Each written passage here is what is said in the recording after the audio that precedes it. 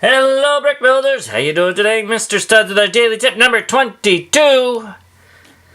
Last week, Magic Killer suggested that I do some videos on fidget spinners. And I know what you're thinking. Another Lego video on fidget spinners. There's a lot out there. So I had to think of a way to make them different. I mean, you know, who wants to see the same thing over and over again? So very first off, I've taught many kids, how to build fidget spinners in our workshops. It's probably one of the most popular things we do.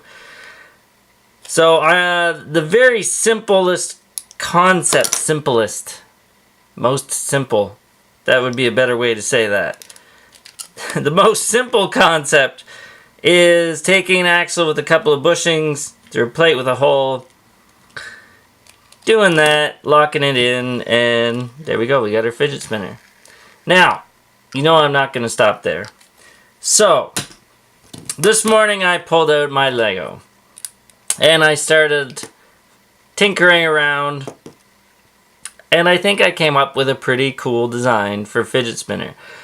I really wanted it to look like a fidget spinner, number one, and I wanted it to act like a fidget spinner. And by that I mean I really wanted the bearings to be smooth, and I wanted it to lock together. And I notice a lot with kids when they build fidget spinners, you do this once and parts go flying. So I wanted to make sure it was sturdy. That was a lot to ask in this kind of small, simple build. You know it's going to be getting hit a lot. It's got to spin nicely on both sides. So it does work. So I'm going to tear it apart for you, and you will be able to see how I built this. So we have 3 components to start with. Is these parts on the outside. If you watched the brick tip on compound curves, you'll notice that this is kind of similar. I used clips to get the angles we wanted. At first I tried brackets. Oh, I'll bring it down here for you. First I tried brackets, but they didn't give enough leeway. So it had to be clips. So I did 3 of those.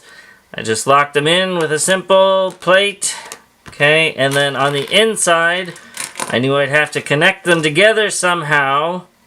So I went with the, I don't know what technically these bricks are called. Let me pop these off so you can see it better. I'm sure they have a nice complicated Lego name. I usually call them rocket packs. I don't know why. Anyway, so this was my solution to locking them in, and when I didn't go through where you would normally go where the anti-stud is. I went where the post is coming up. So that locked in there, and then obviously I did it on the other 2 sides the same way. Now I still had an issue where it wasn't stable. Like, it wanted to do that, right? Every time you hit it, it would just fall apart.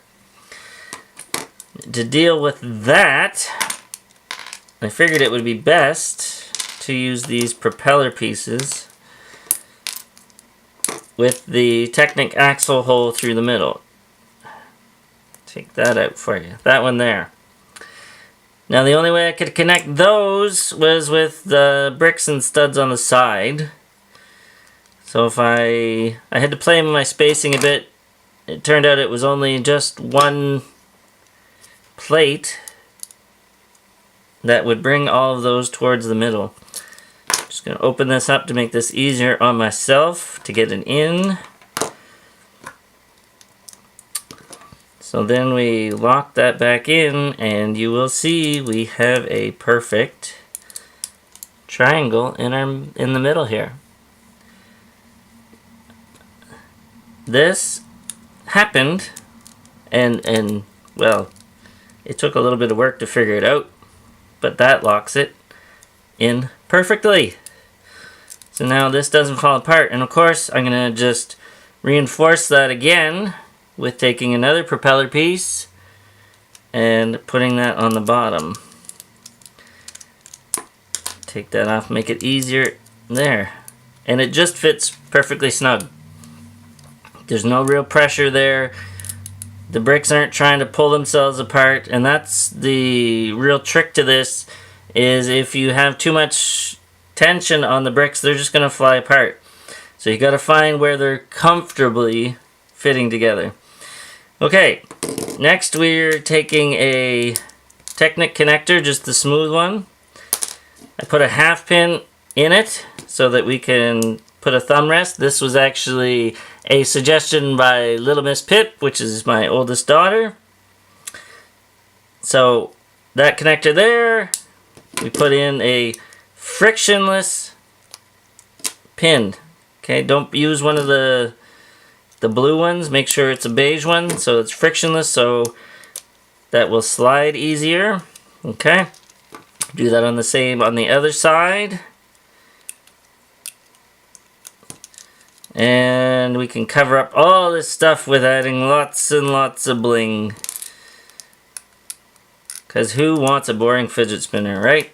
Exactly. So we bling it out. We add some cheese wedges here. Lots of gold. And there you have it. There is our fidget spinner. And let's give her a run. It works very good. It actually works better if you're kind of going this way with it. Because if we push too tight, then our friction will bind it up, because we are using Lego. We're not using nice steel bearings. Alright, so that is our fidget spinner. And I've been playing with this ever since I made it. So it's pretty fun. For a project I really didn't know what to do with, and I kind of didn't want to tackle because it had been done so many times, but there was a Lego designer video, I don't know, maybe I saw it 3 weeks ago, I guess, and it was talking about if you want to be a real Lego designer, you have to do projects you don't want to do. This is one I didn't want to tackle because I really thought it had been overdone, but I am so glad I did it. It's a fun project. And it really made me think and kind of engineer in different ways. So, thanks a lot, Magic Killer, for the suggestion. Thank you so much for subscribing, sharing, and liking, everyone who has so far. Please continue to do so. We just hit over 100 yesterday, so I'm really excited about that. And don't forget about our Instagram, Facebook, Patreon, and all that other stuff. Thanks so much. Have a great day. Keep dreaming in bricks. Bye-bye.